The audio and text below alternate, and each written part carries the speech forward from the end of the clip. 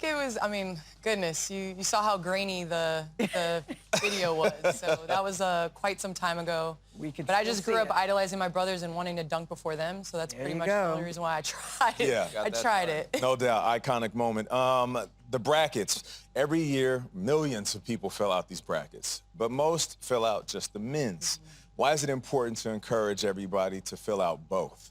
Well, it's important because it's exciting. I think now people are realizing how important and how exciting it is to watch women's sports. And, you know, we've been on this train for a long time, and now I understand people get on at different times. But to be a part of women's basketball at this point, to see the excitement, the outcomes, just even in conference tournaments, to see what it did last year, I think it's just truly special. And I think it's just a sports fan. Like, as a sports fan, being able to pick the winner in both brackets. Yeah. It took a long time for us to catch up to it, I have to say. I was just saying, I don't think we've ever had a segment where we focus specifically on women's sports. That's why I think it's so great we're doing it. Yeah. But what do you think it is that people are finally getting it? You've known it all along. Yeah. But what do you think it is?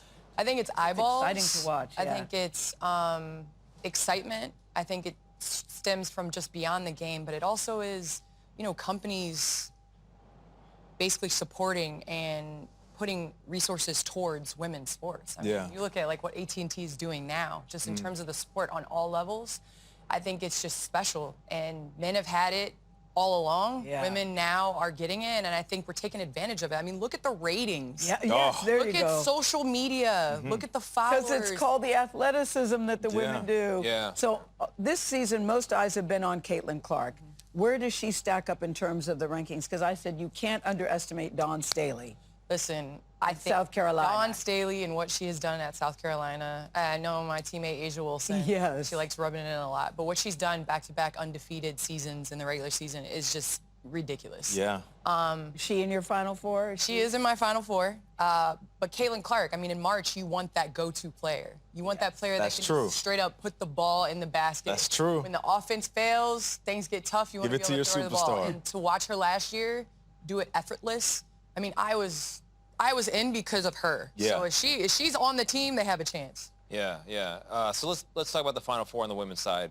Who do you think? Who are you picking? Who do you think? Candace, I'm going to pick whoever you pick. Yeah. You're going to pick whoever I pick. Oh, this is pressure. Yeah. Well, I definitely think that on the women's side, you got South Carolina. I think in past, we've kind of gone back and forth with ones or twos or whatever. I went all one seeds this year. Wow. Oh, okay. I did. I went all one seeds. I think the people want this. I want to see these matchups. I want to see Caitlin Clark compete against the best. USC has Juju Watkins, unbelievable freshman. Beast. Yes, exactly. Texas. You don't have LSU there?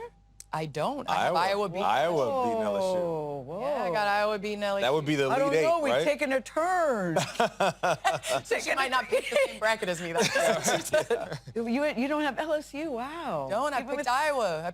My parents both went to Iowa. So. Oh, okay. Now, what about the men's side? Okay, so I think last year, if you picked the Final Four last year, you're special. Yeah. Like something is. Yeah. You should go play the lottery. You're locked in. This year, I think we get back to The big dogs. best. I think that the best have really risen to the top. The only team that I picked that wasn't a one seed, Kentucky and Tennessee. Just because the SEC has been one of the toughest conferences. Tennessee, I bleed orange, but Kentucky, they have a lot of talent. They're finally healthy. And if they can bring a little defense, just a little defense, just a little bit. Just a little bit. Just pack the, if Calipari can get them to play a little defense, I think that they're in the Final Four. Don't you just love, basketball is my favorite sport. Don't you just love this game? I love how quickly it can turn on a dime. Yeah. It's always so exciting to watch. You know what I love in March? Like the random grandma. The random grandma that picks a bracket. Right. Right? Yeah. Like the young 5-year-old kid that wins the bracket. Yeah. Because they just pick. Like, I just think March is so special. It is special. Around the world, I think nobody understands March Madness like United States, obviously. Yes, Yeah. yes, yes. But it's just, it's seriously like a holiday. Yeah. You know? Okay, It really is. looking for the random It's a holiday. We need off. Could be We you, need off Gail, for you work. know? And we appreciate you. What you have done as a player is amazing, but what you're doing in TV is Yes. absolutely phenomenal. And Exactly. you are leading the way, not just for women, but there are young men looking at you and what you're doing in the media space that are following in your footsteps. I appreciate Very you. good point, Nick. All right, CBS Sports and Very TNT nice. Sports coverage of the NCAA Men's Basketball Tournament tips off this week across CBS, TBS, TNT, and True TV. And while brackets are fun, if gambling is a problem for you or a loved one, help is available via the National Council on Problem Gambling Helpline.